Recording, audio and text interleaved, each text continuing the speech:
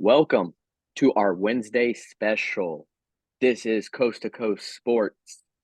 I am your host, Matty Ice Raridan. That is my co host, Smoking Gator himself, David Street. What's up, everybody? If you haven't been here before, folks, we are Coast to Coast Sports, where we are all things Oregon Ducks, all things Florida Gators, and everything in between.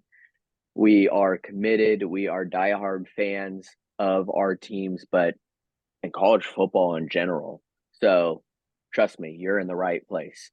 Today, we're going to talk about a few things as far as the recruiting trail for our schools, kind of what to expect, maybe a name to keep an eye on. And we're also going to be talking about maybe any injuries or what to expect for this weekend coming up.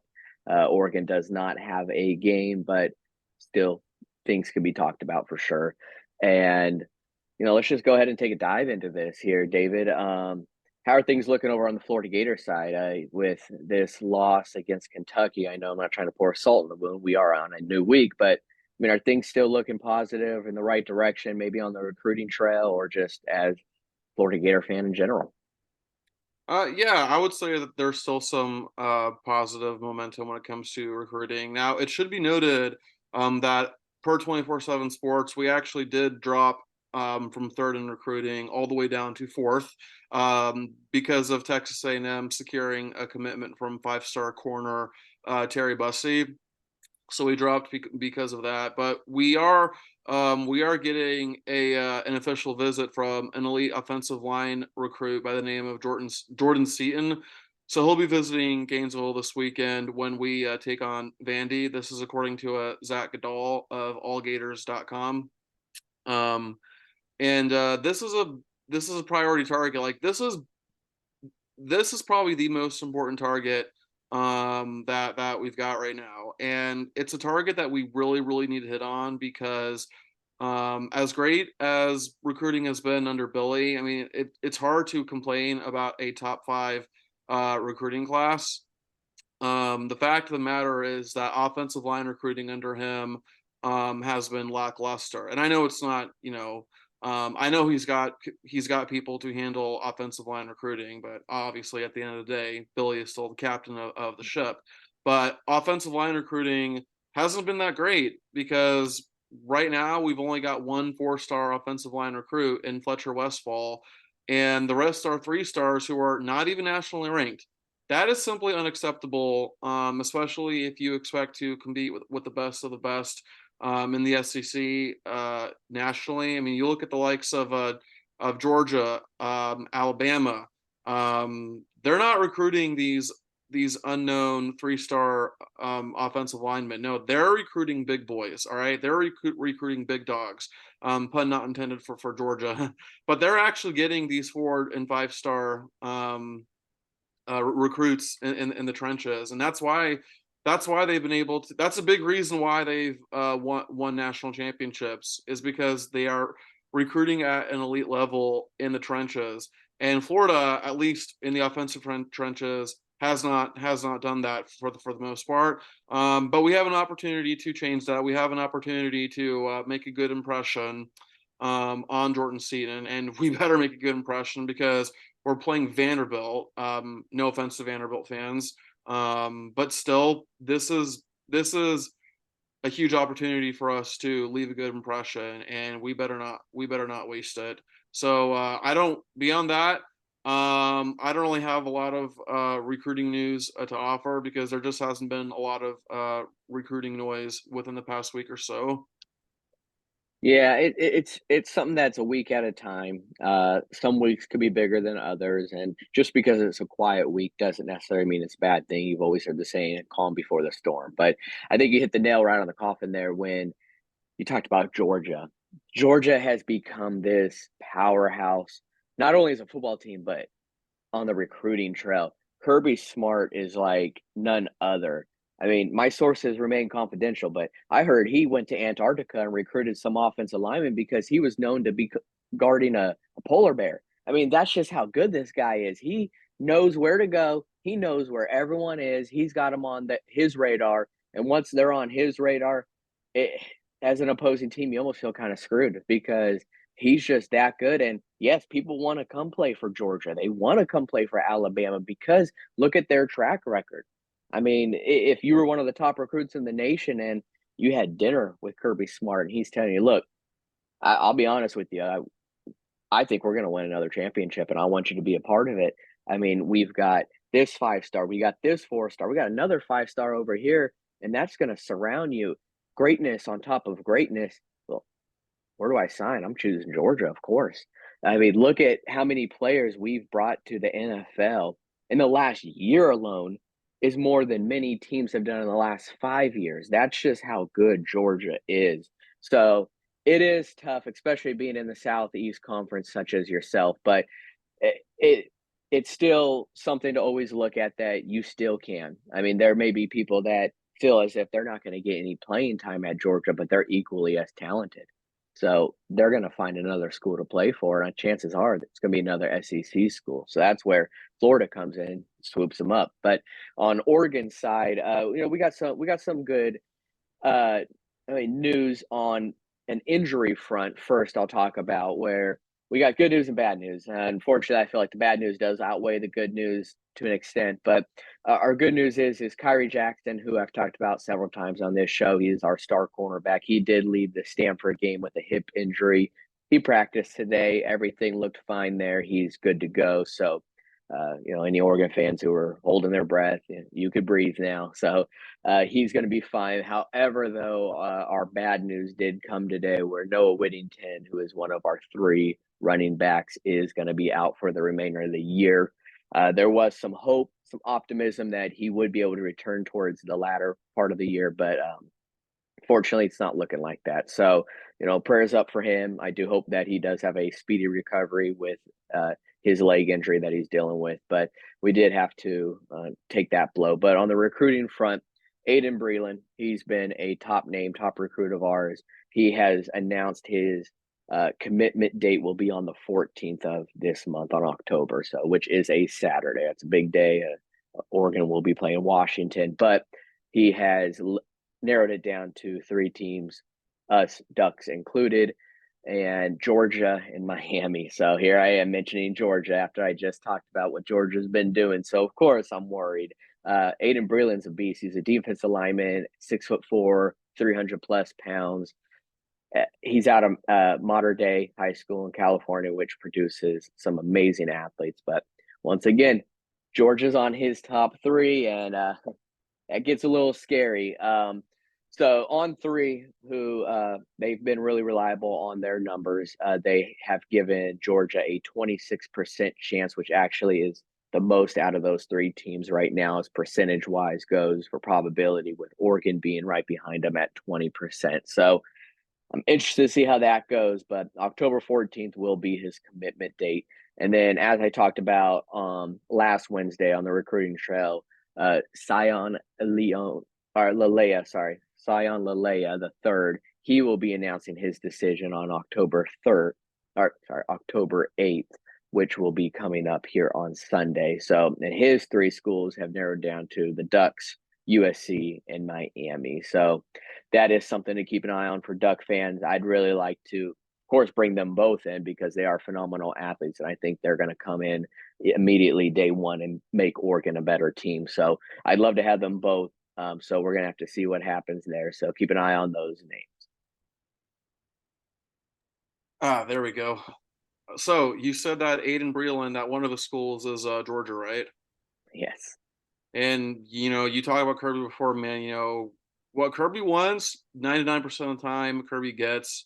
And obviously, this doesn't affect you nearly as much as it affects me, since we play in the same division as Georgia. But I cannot wait until Kirby retires. Like, I actually might smoke a celebratory cigar, like when he finally retires, or at the very least, leaves Georgia because for whatever reason he's had enough of Georgia. But until that day comes, it's just going to be complete, torture, with hopefully a couple random years here and there where we can actually get the better of him. Yeah, we saw the many years that Nick Saban had with Alabama, and I feel like, needless to say, almost that torch has been passed to Kirby. the amount of athletes he's getting in is phenomenal. And not to say that Alabama isn't, but Alabama was always known for getting all these top recruits. They were the number one class, especially with Ohio State every year, and they're still all up there. But Georgia has now taken that. The reins have been handed over to Kirby Smart and that Georgia team, and it's going to continue to show. I feel like for a while, so I can see why you can't wait to smoke that cigar. Oh yeah, dude, and you talk about Alabama, and also what this kind of reminds me of, since Florida and Georgia are in the same divisions, um, it reminds me of Alabama and LSU, because Alabama and LSU are both in the same division, and Alabama was just always kicking LSU's butt, always recruiting better than LSU. No, not ever. Actually, I think it is every single year, if I remember correctly, that Alabama was always beating LSU in recruiting, and they beat them like 7 or 8 straight years until LSU finally broke through when they had Joe Burrow. So like that domination that LSU or that Alabama had over LSU reminds me of the domination right now that Georgia has over us. And so I'm looking forward to the day when we can break through again, but it feels like a long time coming. Yeah, there's so many angles now to it, and you have now the transfer portal. Transfer portal has added so many different elements where you have teams that maybe couldn't out recruit the other, but transfer portal, they're pulling these athletes in, and you just talked about him, Joe Burrow. Joe Burrow was an Ohio State guy, and he came over to LSU. He transferred over there, and what did he do in his second year there at LSU? He won a national championship, goes down as one of the greatest offenses, one of the greatest quarterbacks in college history just on that year alone.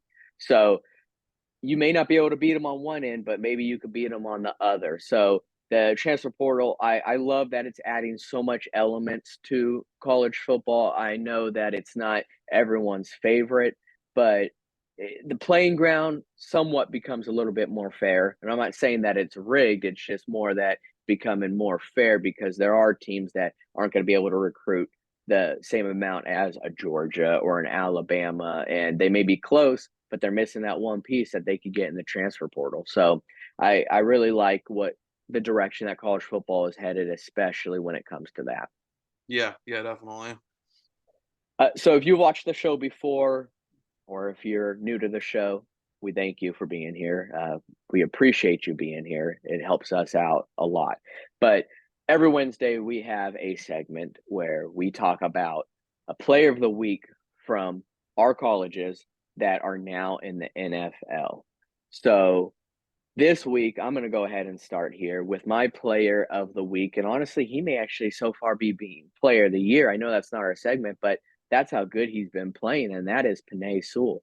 Panay Sewell for the Detroit Lions is now going down so far this year as one of the top tackles in the league, among the likes of Trent Williams, Tristan Wirfs. If you've heard those names before, you know those are some dogs. Those are some big boys. And to have his name being associated with them just tells you how great he's been doing so far this year. Today, Sewell has yet to give up a sack this year. I know it's only been 4 games, but he's yet to give up a sack, and he's only given up 2 quarterback pressures.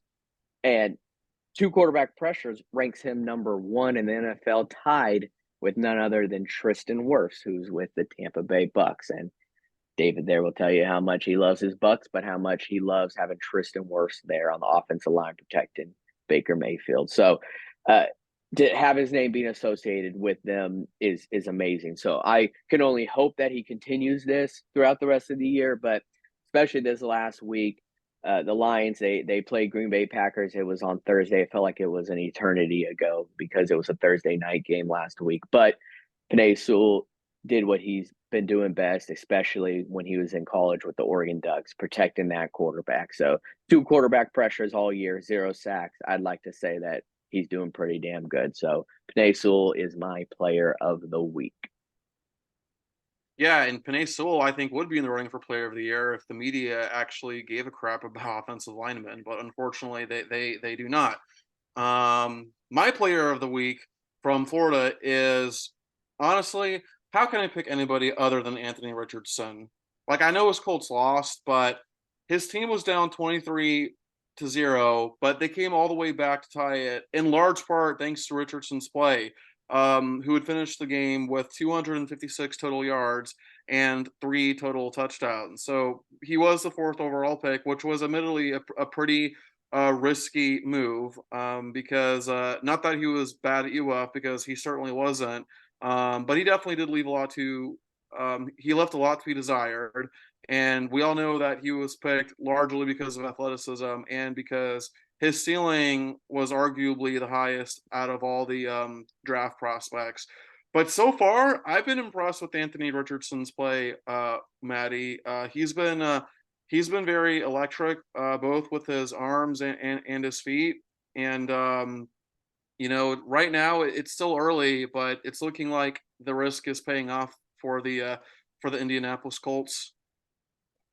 Yeah, I can see why you chose him. I mean, to be able to be a rookie and say that you came down from a deficit like that, I know they did lose, but you don't hear that often that a rookie quarterback was able to do that. He looked cool, calm, and collected out there. But I'll tell you what, one of his issues, well, I'll say issues, to from the media was some accuracy issues and whatnot. But I saw him thread a ball on a needle. I mean, it was an absolute fastball that he threw. It ended up being a touchdown, and it shows you no wonder why his ceiling is actually up there. He has so much potential, and I see it with him. And I'll tell you what, I know Jonathan Taylor is not on good terms with the Colts, and eventually they probably will trade him, if not let him go eventually. But Anthony Richardson would be a quarterback I'd love to play with. Anthony Richardson looks like he does have potential in the NFL. There's a reason why they chose him with the fourth overall pick, but I think he ended up being able to put a great game together. It did come a little bit later, but I can see why he was your player of the week pretty easily there.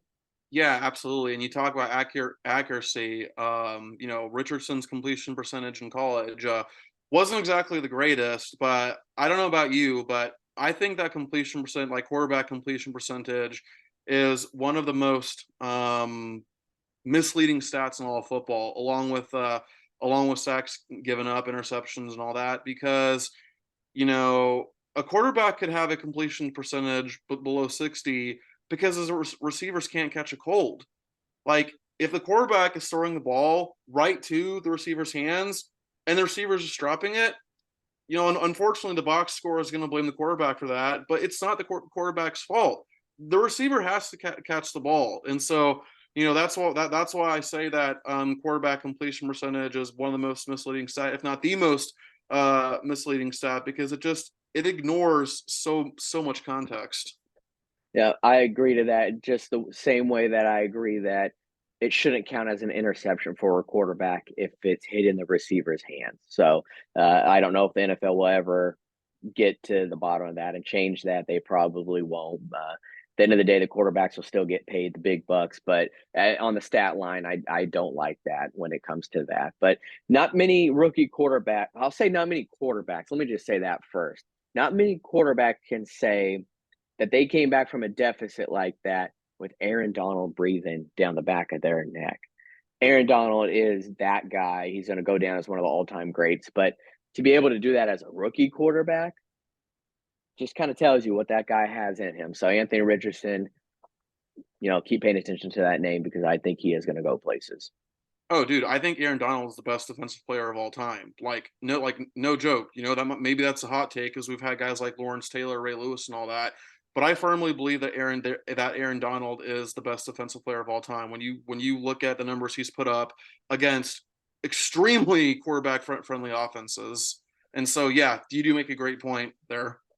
Yeah, in the UFC, if you've ever watched UFC before, a lot of people consider Habib as one of the greatest fighters of all time. He's well known for wrestling a bear. Well, Aaron Donald wrestles with knives. That's just how good he is. That guy, his hand-eye coordination and what he's able to do. If you've ever seen that video before, you know what I'm talking about. If you have not, look up that video of Aaron Donald with the knives, and it shows you how crazy that guy is. But not just crazy. That guy is good. He's real good. So yeah, props to Aaron Donald for being great, but props even more to Anthony Richardson for what he was able to do against that team. So, uh, moving on here to pretty similar to what we just talked about. It is going into Thursday night game.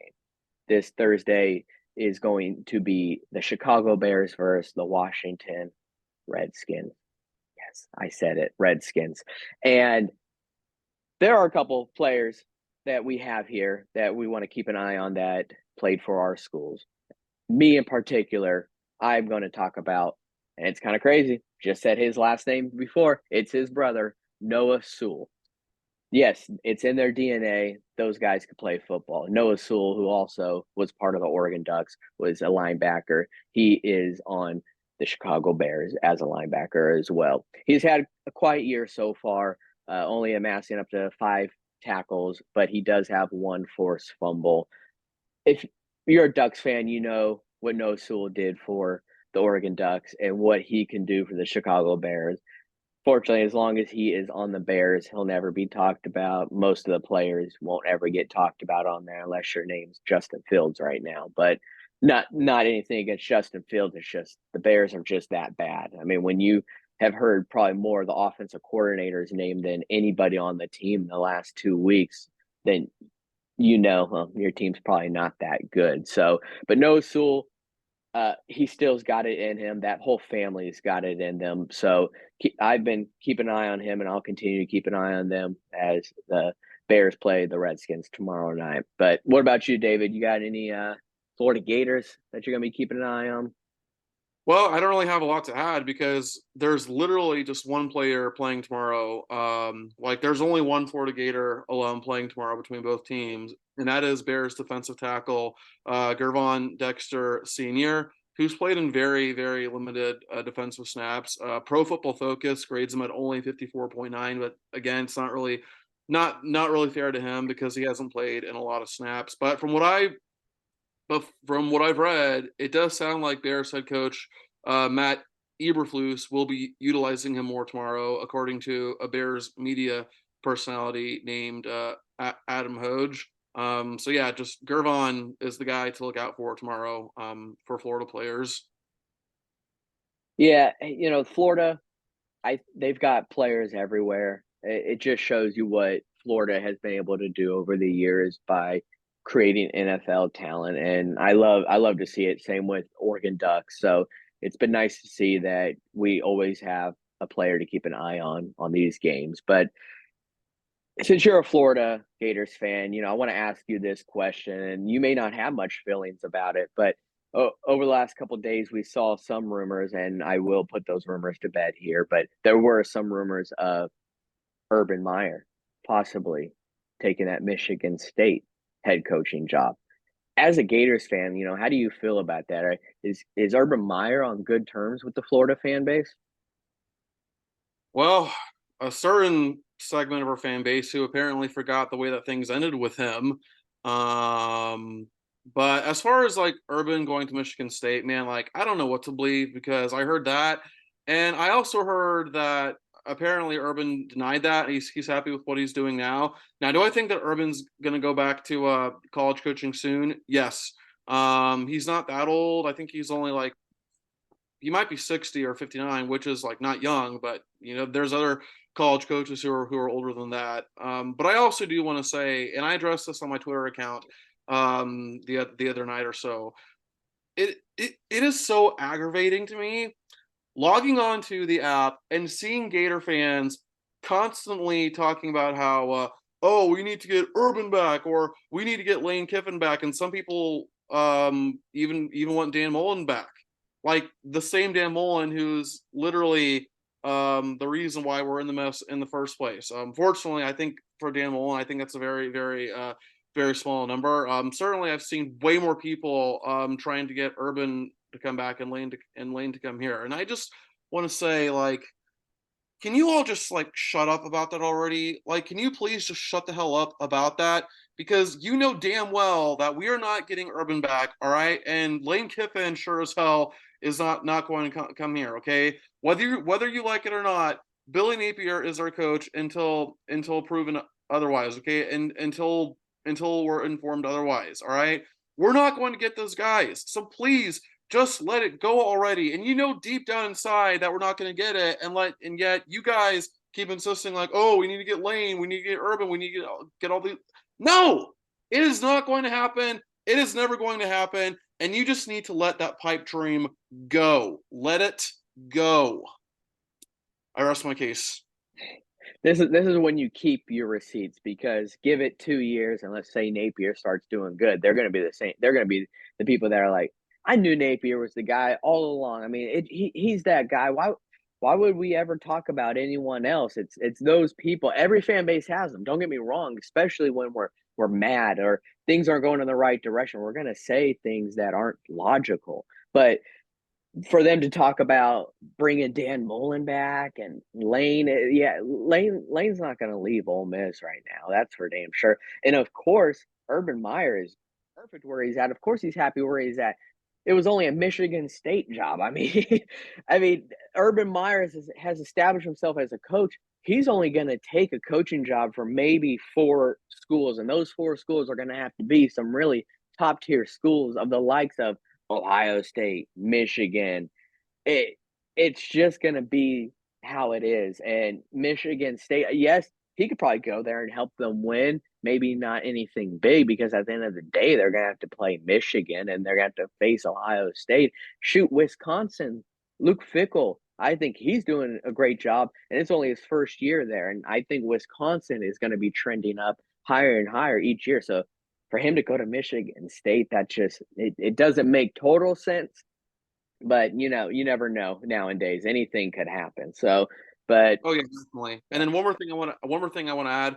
Gator fans, if for some reason I am wrong, and if we do get Urban back, or if we get Lane, or God forbid Dan Mullen, then roast the hell out of me. You will have earned every right of that. I can take it. All right. But I just don't see any of that happening. yeah, I think Napier needs to be given this time. I know, and I've said before, playing in the SEC, unless you're Vandy or anyone like that, you're not going to have high expectations. Well, whereas Florida Gators do because of their history. And it's just you have to give these coaches time. You really do, especially when you're getting new recruits in all the time. Things are changing. You need to give these coaches time because they are adapting. I mean, Luke Fickle lost, and people were making such a big deal, but you know, now look at them. I mean, they're doing better. They really are. So it's making those adjustments is who you are as a coach, and that needs to be something that's not just 1 year. It needs to be several years. So I think Billy Napier is going to be your guy. I could be wrong. This is just my perspective, my opinion of things, but it's all about time, and we can't rush, especially to judgment. We can't rush this because it's going to take time. Couldn't agree more with you. Um, So college football, it's we have a carousel going on. We saw the likes of Alabama losing to Texas. Next thing you know, Alabama sucks. Alabama's not going to be good now. All of a sudden, they're being talked about again. Yet LSU, they don't have a defense, but they've got such a great quarterback who could really thread the needle with that ball. We've got USC, who also has no defense, but you got the reigning, defending Heisman champ with Caleb Williams. So it has been a carousel happening right now. If your back was up against the wall, you had to choose who's your Heisman right now. Who's my Heisman Trophy winner? Yeah, You know, I said it before, and my mind has not changed. It's still Michael Penix Jr. for me, man. Especially now, it's looking like Washington's defense is not that great. After they allowed Arizona to almost come back and beat them, but it's still Michael Penix Jr. for me, man. I mean, I don't think he's running away with it, especially when you got the other guys like Bo Nix and Shador Sanders, Caleb Williams. So he's definitely not running away with it, but it's still Michael Penix Jr. for me. What about you? honestly, I'd have to say the same, but it's close. And this is my reasoning why is we're anything that we're hearing with UFC right now is they've got no defense. look at Colorado, they almost caught up to them. They don't have a defense, but if you stack those numbers up, Caleb Williams, what he's doing this year compared to last year at this time, he's actually exceeding. So Caleb Williams is putting up better numbers than he did last year, but I don't think he had the playing field that we have this year with the other players. Michael Penix was there last year with Washington, and he was good, but I think he's elite this year. I think he has learned a lot there at Washington, and I can't help but choose him too. Yeah, his defense didn't look so well. Neither does USC's, but that has nothing to do with Caleb Williams or Michael Penix Jr. They're still doing their job. They're balling out. I mean, Caleb Williams had 6 touchdown passes regardless of playing Colorado. I still think if you could put up 6 touchdown passes, you've got that it factor. So, yes, he may paint his nails. He may be a little different, and he's probably going to be the number one pick, but and he may not even be the number one pick depending on who's going to have the number one pick. So, yes, he does bring some drama, some unique and weirdness, but Caleb Williams is the defending Heisman Trophy winner, and he very well could get that again if he continues to keep this up the entire season. There's always Exactly. that one hiccup. Exactly. And that was my whole point bringing up the defense. Caleb Williams and Michael Penix Jr. are dragging average below average defenses, and so that's why you have to give them consideration. Well, and then if that's the case, then Jaden Daniels is in that talk too. Jaden I Daniels, can't believe I can't believe I forgot about him. Like LSU fans, if you watch this, I'm so sorry. I meant no disrespect to Jaden Daniels. Yes, Matty, you are right. Jaden Daniels definitely has to be in the convo as well. and here he is coming from Arizona State. So I mean, the Pac-12 is pretty much heavily represented. But then again, all three of those quarterbacks have transferred. That's what the transfer portal's been about. So, but And hey, you know where Jaden Daniels came from? The Pac-12.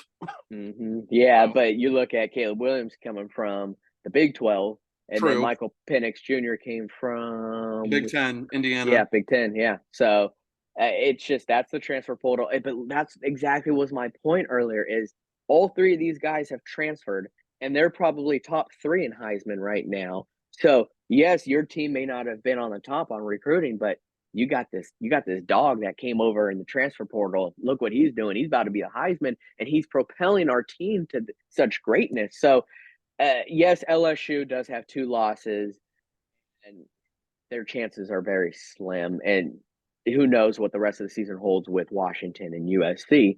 But so far, the quarterbacks are leading those teams to a possible playoff berth. So I like what's going on. I love it for college football. Yes, 2 of those quarterbacks right there are duck rivals because you're looking at Washington, you're looking at USC. So and we're going to have to face both of them. But I mean, I'm excited for those matchups, but I'm just excited for college football. So I think we're on the same page when it comes to Michael Penix Jr. right now, but Caleb Williams, don't count him out. He is the defending champ, and I think that at the end of the day, he's going to be one of the 3 players there when they announce the Heisman. Absolutely.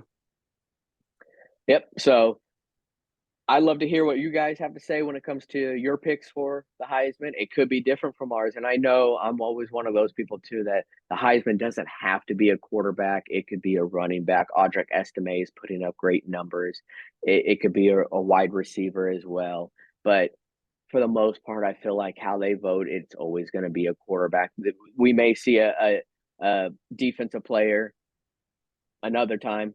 I mean, Manti Te'o, my opinion, should have won it that one year, especially if you've seen the Johnny Manziel doc on Netflix. It kind of makes you feel like, well, they took that away from Manti Te'o. If only they knew this, I say take it away. He didn't win it, so it's not like they took it away like Reggie Bush. But, what I'm saying is that they were quick to judge him with his situation. And I do think that's why he didn't win. But who knows? But quarterbacks tend to be the superior pick, unfortunately, for the Heisman. And it may be what's best for college football. But I'd still love to hear your take if it's another quarterback that we didn't mention. I mean, look, we forgot about Jaden Daniels for a little bit. So we are human. We are prone to mistakes. So please drop your take who you like, and also your prediction. I'd love to hear what your prediction is and what you think will happen. But if you have yet, please like, subscribe, follow us on socials. You can follow me on Twitter at Booster Matty Ice. David, please let the audience know where they can follow you as well. You can follow me at David_Street17. Again, that's at David_Street17 on Twitter or X, but really it's Twitter. Yeah, it'll always be Twitter. Sorry, Elon. I know you're trying to do good things, but it's still always going to be Twitter. So, yeah, go ahead and follow us there, but also like, subscribe, share these videos. If you know people who are college football fans, if you know people who are Duck fans, Gator fans, share to them, let them know what we're trying to do. And we're trying to always become bigger, bigger, and better. So, without you guys, it's not possible. So, please, once again, hit that like, subscribe, share, and follow us on socials. But until next time, go Ducks. I'm your host, Matty Ice Raritan. Go Gators. I'm David Street, aka Smoking Gator.